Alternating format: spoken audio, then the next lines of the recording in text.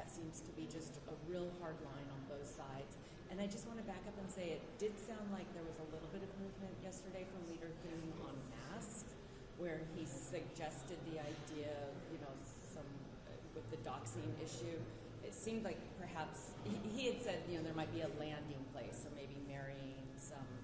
I don't know exactly, but can you just go back to the issue of the warrants, and is there any kind of landing place to use? Seems to me, based on the silence of House and Senate Republicans today, literally hours away from a partial government shutdown, that the extremists here in Congress know that they have a weak hand. Their position is very weak, and they can't defend the type of violent, out of control brutality that the American people have seen being inflicted on them by ICE, taxpayer dollars being used to brutalize them. So our view related to masks and a whole host of other things that we laid out comprehensively in our 10-point list of demands. These are the type of things that need to happen in order to rein ICE and CBP in. And we'll respond to the latest that was sent over by the White House. Again, it falls short. And by the way, the notion that Tom Homan or any of these other folks can just say things and expect that all is good as a result of it, no, we're not down with any of that. Every single change needs to be ironclad and part of the law. And can you say, will your counter-proposal, Democrats' counter-proposal, go back today?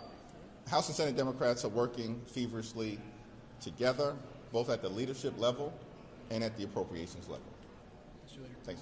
You mentioned funding for the Coast Guard and TSA, but what do you say to those Americans who question the point of the shutdown if ICE was given 7 times their budget in the President's reconciliation bill and is going to continue operations? The one big ugly bill is going to be an incredibly important part of the discussion that we're going to have with the American people over the next few days, next few weeks, or beyond, depending on what Republicans decide to do. The notion, and we want the American people to understand this, that your taxpayer dollars in the one big ugly bill were used to provide massive tax breaks for Republican billionaire donors and to give DHS $191 billion slush fund, which includes $75 billion to ICE, being used to brutalize you. Republicans did that in their one big ugly bill. And they also enacted the largest cut to Medicaid at the same time in American history, ripped health care away from 14 million Americans in that very same bill, the one big ugly bill. And by the way, they also enacted the largest cut to SNAP in American history, $186 billion in that one big ugly bill. And so we're going to put that toxic legislation at the center of this discussion. And you're absolutely correct. Part of the reason we're in this situation right now is because of what Republicans did on a partisan basis in creating a slush fund used to violently brutalize the American people, unleashing untrained, masked ICE agents in American communities all across the country. Unacceptable, unconscionable, and un-American. Now, the reason why we have to have this confrontation on behalf of the American people is because in a spending bill, we have the ability to legislate dramatic change. That's what we're doing.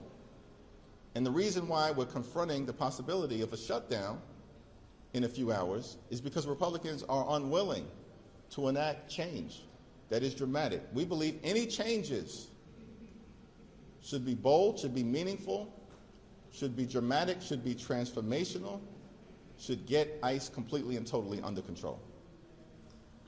If this extends into a week from now when the House and the Senate are back, do you think that Representative Tellurio's bill has a chance of making it to the floor to fund these other agencies, departments under DHS, except for perhaps ICE?